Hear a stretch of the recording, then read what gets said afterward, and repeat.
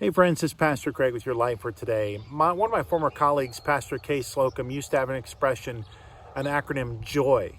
Jesus first, others second, yourself third. Jesus first because our living Lord, our God who created the universe and came to save us as one of us, a fellow human being, and Jesus from Nazareth, Jesus the Christ, should be the most important relationship or thing in our lives always. And then other people should be the second, right behind God. Of course, Pastor K listed yourself, third. You made the list, so you're important. You should care for yourself. But others, you should care for others before yourself. I think one of the things that really has kind of set me off about this time of the pandemic is how inward focused I've become. And maybe you have too. And I'm thinking about my own health, my own family, my extended family. We've been quarantining and trying to keep each other.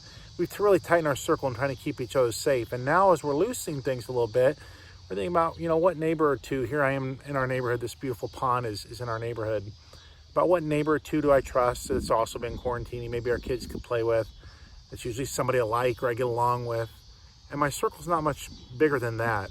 And some few people at staff, some pastors and staff that I trust, and we've all been, being careful. But one of the things I miss about church is that when we all get together, there's so many diverse people. There's people who are on the different side of the aisle, and I'm really not on either side of the aisle, but there's just people from all over politically. There's people socioeconomically.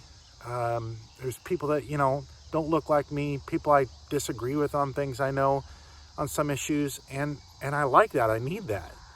I need others in my life, and I like to look out for other people. I like to minister to and with couples and families that are having trouble, and maybe they could use some of God's love and peace and forgiveness in their life, and just missing all of that. And I really am missing others, and then be able to serve others. Maybe you are too. I don't know the how we solve this during a time of pandemic, but I know it's a reality that we need to look out for other people, that still this time more than ever, we need that joy in our lives. Jesus first, others second, yourself third.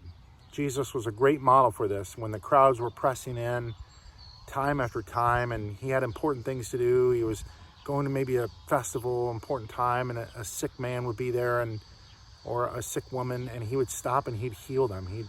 He'd always take time for other people, even when times were stressful and the world seemed like it was closing in. God always made room for us. And I just hope that we can still make room for God and still make room for other people at this time. I really think that's important, keeping things in perspective and centered. I know I'm going to work on that. I hope you do too. This has been your Life for Today.